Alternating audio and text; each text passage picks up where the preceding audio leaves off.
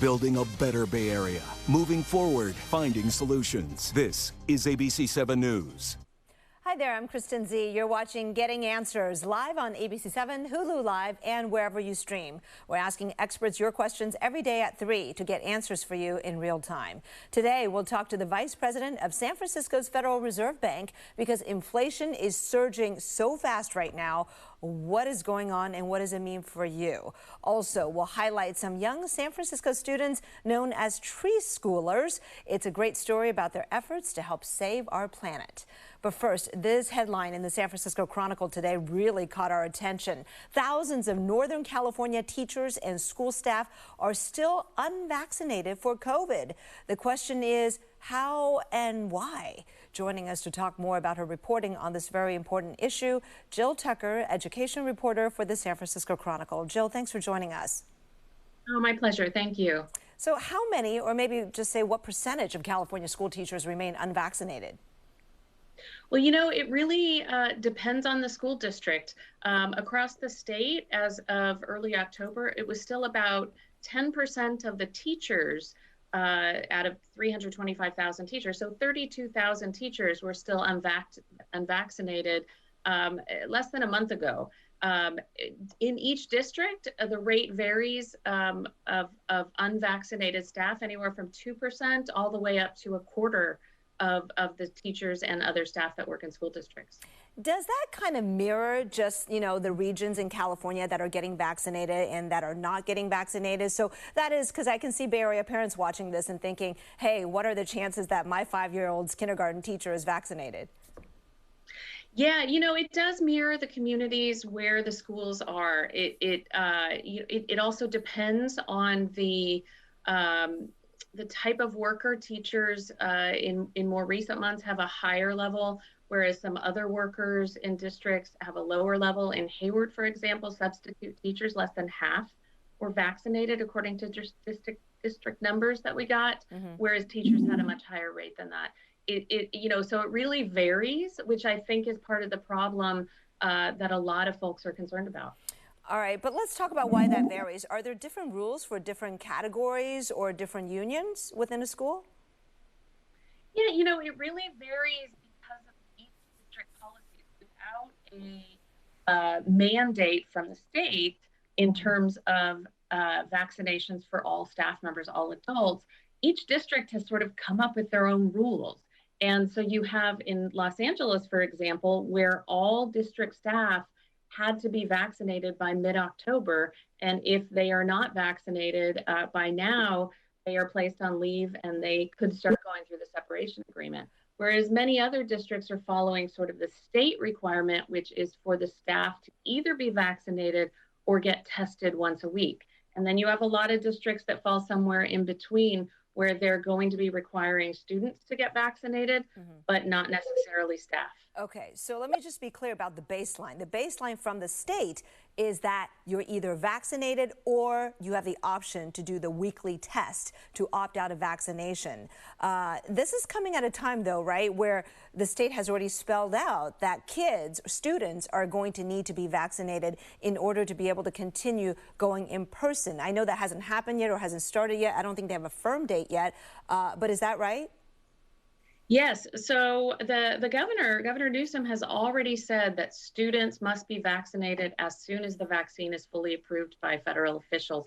That could come as early as January 1st or probably July. He has said that he expects the adults to follow the same standards when that happens for students.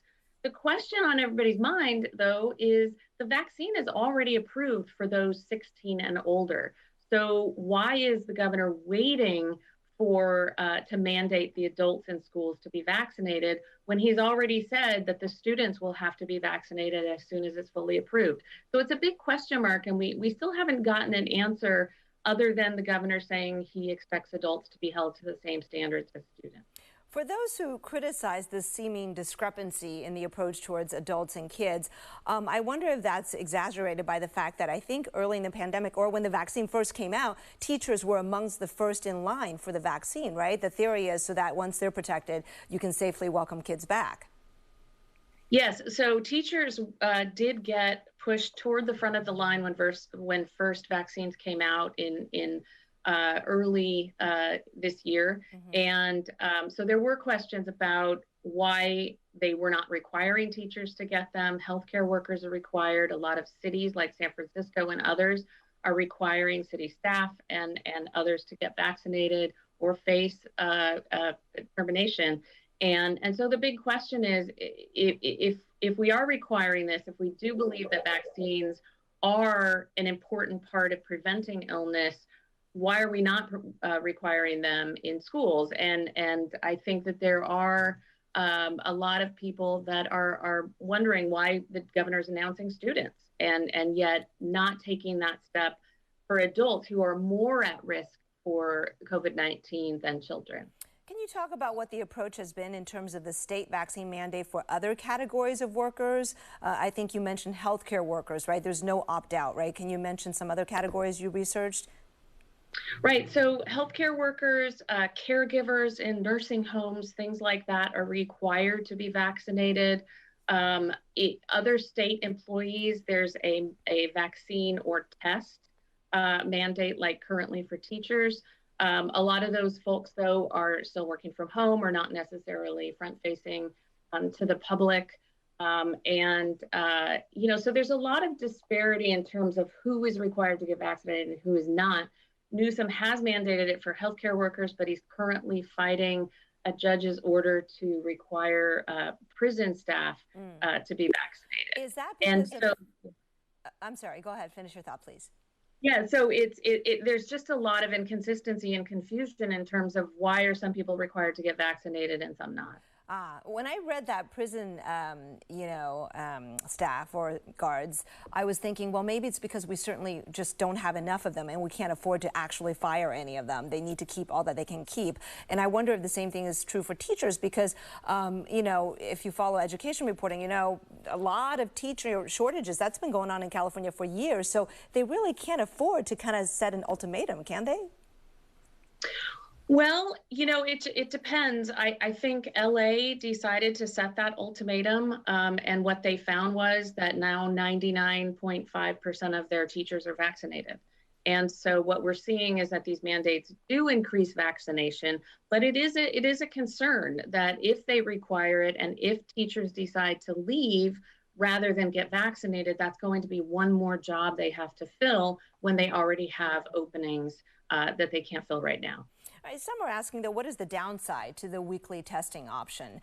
Some people point to, hey, we haven't had to close too many schools. There haven't been a lot of outbreaks. So what's wrong with keeping that on the table? Well, I think when you talk to epidemiologists and health experts, basically what they say is the vaccine is the gold standard. And when we're talking about a possible winter surge, when we've just come out of Delta, why wouldn't we be requiring a safe vaccine for teachers and other staff? And of course, union officials down in LA, for example, and others are concerned about having a mandate where someone could get fired if they don't decide to get vaccinated. It is a severe penalty for not getting a vaccine. And so there are a lot of folks, there is debate over this about who should get vaccinated and what the penalties or repercussions should be, whether that's for state officials, healthcare workers, or teachers. All right. Is this something that could become a political issue or problem for Governor Newsom, you think? Well, I think we'll see. I think right now there is a lot of confusion and concerns about the disparity of requiring children before adults to get vaccinated. And we're going to see how that plays out in the coming weeks and months as we might be presented with a surge or as we start getting close to the requirement for students. This disparity that you're talking about, it's not just at the state level, right? I think, aren't there local districts that have also moved to require vaccinations of students, but continue to give teachers an opt-out? I think Oakland Unified might be doing that, right? Yes. So Oakland has set a date of January 1st for those 12 and up to get a vaccine.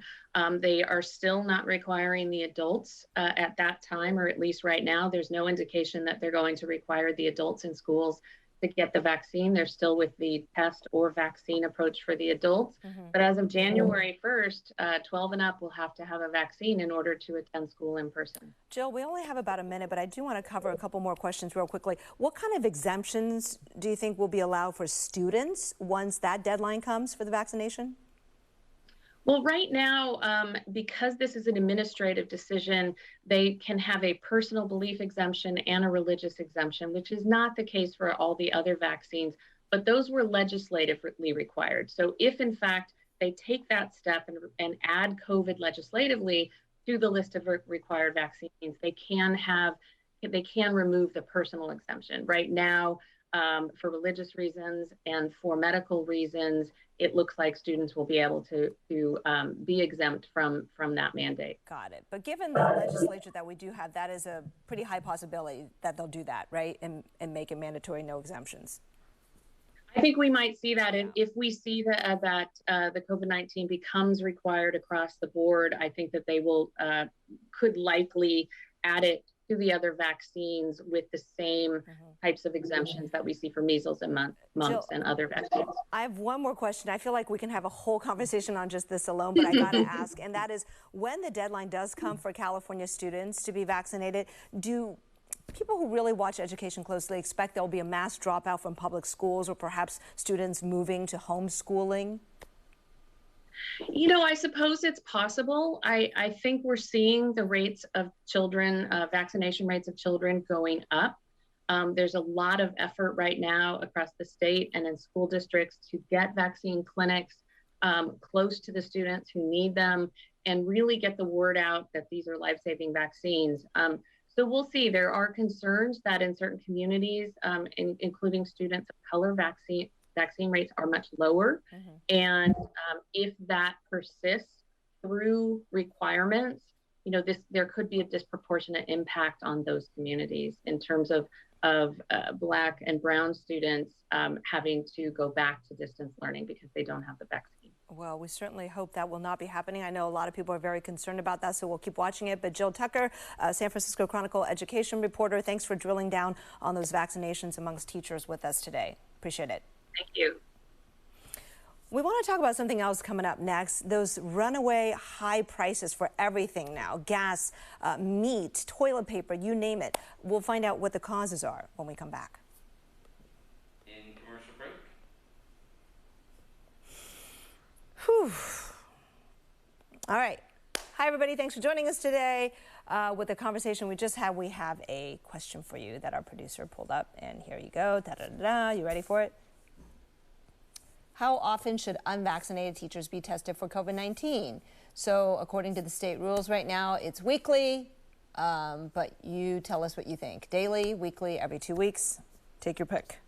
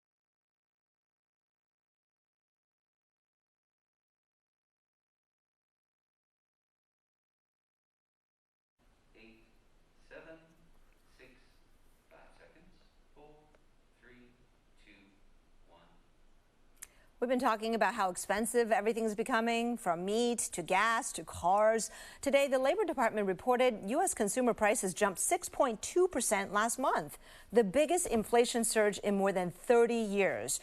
Joining us now to talk about why inflation's happening and the short and long-term implications is Sylvain Leduc, the Vice President of Research at San Francisco's Federal Reserve Bank. Sylvain, thanks for joining us.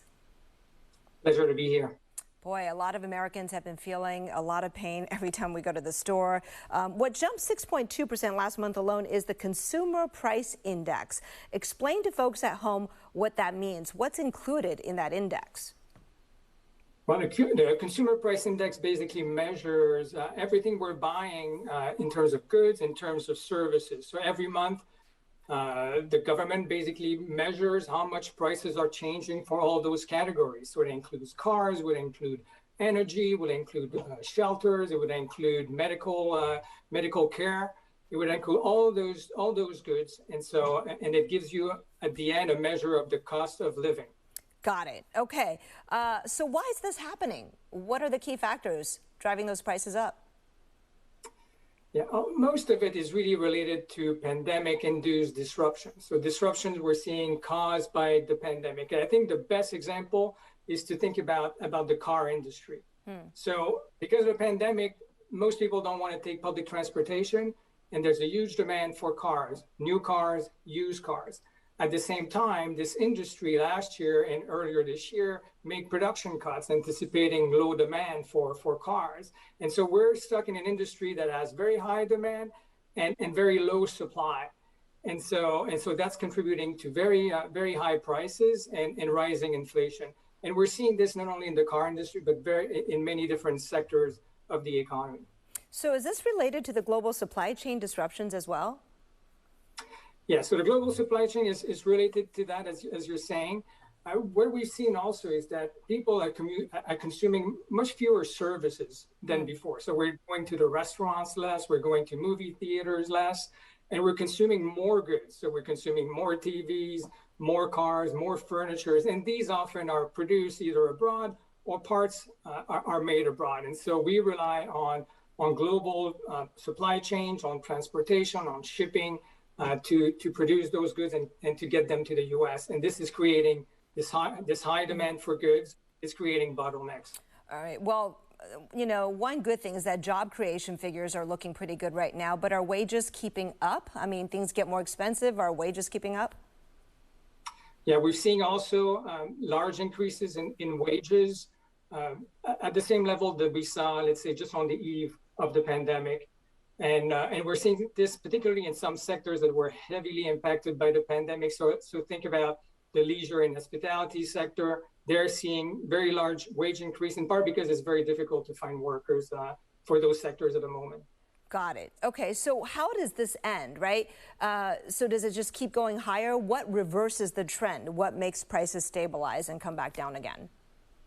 Well, I think at the moment what we need is continuing to make progress against the pandemic, because as I said, most of this is really pandemic related.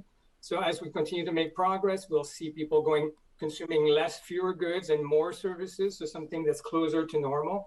And we'll see people going back to the workforce, taking on jobs that maybe now feel a little bit more risky to them. When this starts to happen, is a recession necessarily to follow?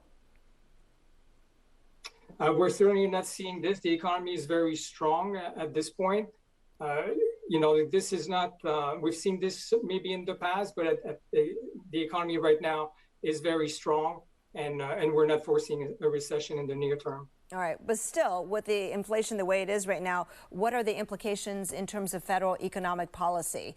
What levers can the Fed pull to try to keep a lid on things?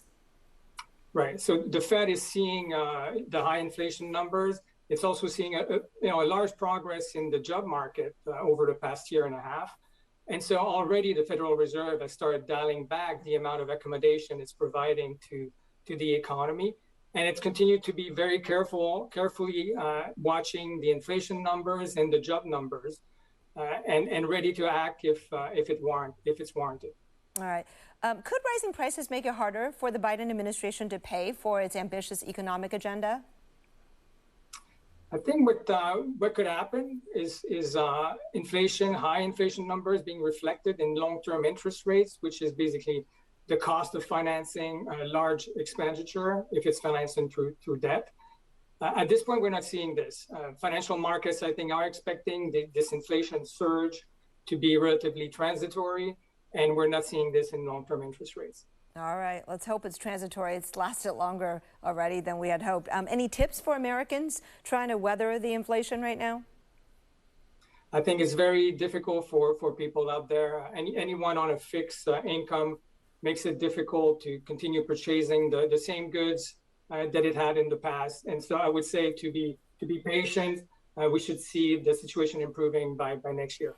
All right, Sylvain Leduc, Vice President of Research at San Francisco's Federal Reserve. Thank you so much for your time today. Thanks for having me. Coming up, it's a story that may remind you of David Attenborough's Planet Earth. San Francisco kids are saving the world one giant redwood at a time. More on tree schoolers next. In commercial break. All right. Do we have a potential question here for our viewers? No. All right. Sounds good. I'm going to take a brief break.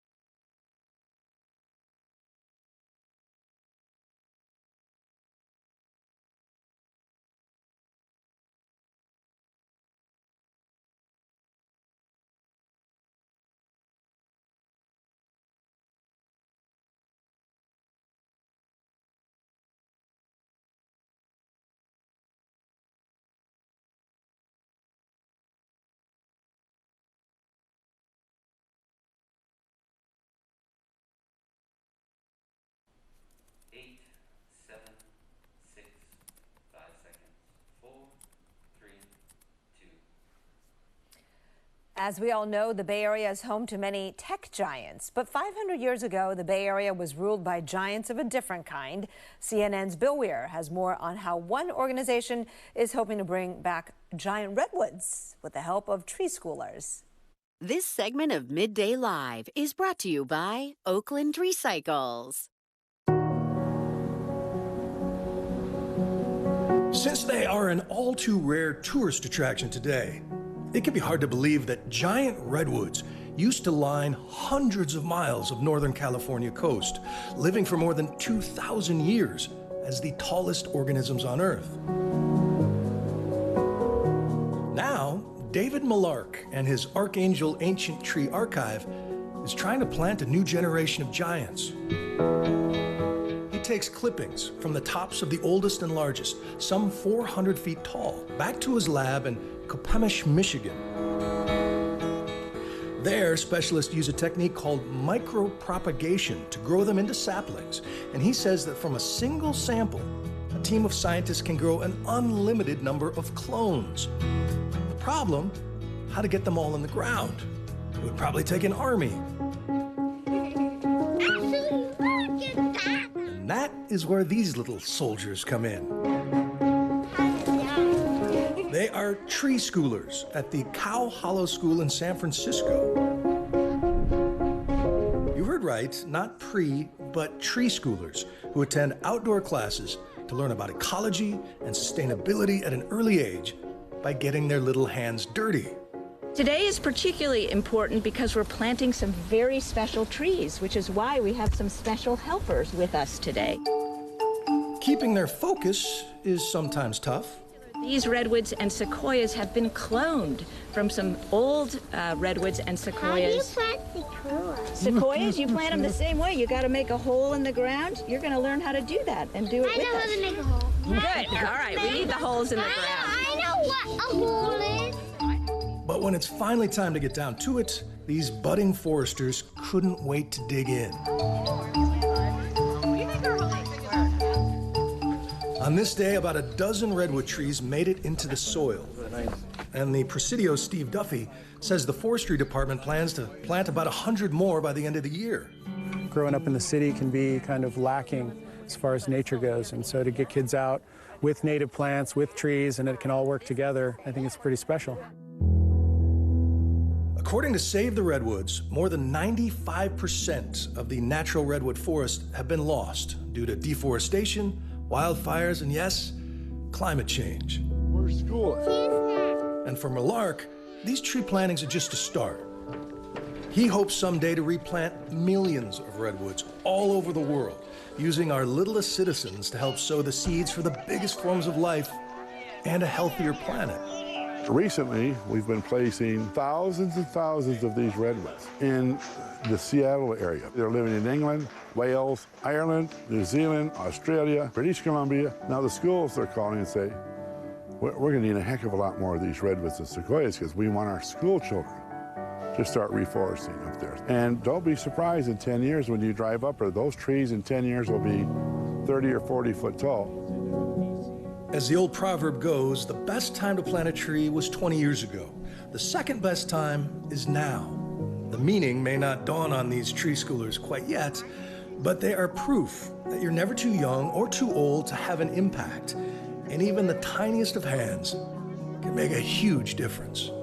I think the whole world needs that message of hope, and there's something each person on this earth can do to help reverse climate change, and there was 24 or so 3 to 4 year olds here today that helped us do that. So if a 3 or 4 year old can do it, what's your excuse? That was CNN's Bill Weir reporting. Terrific. We'll be right back. In commercial break.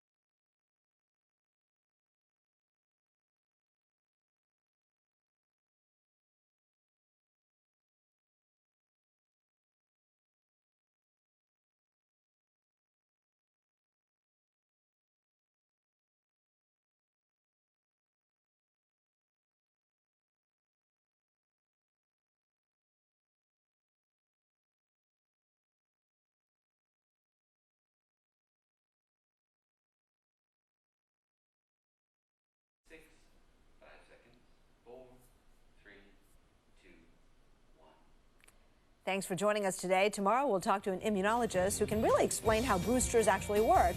And we'll take you inside a home restaurant in the Bay Area. We'll be here every day at 3 on air and on live stream answering your questions.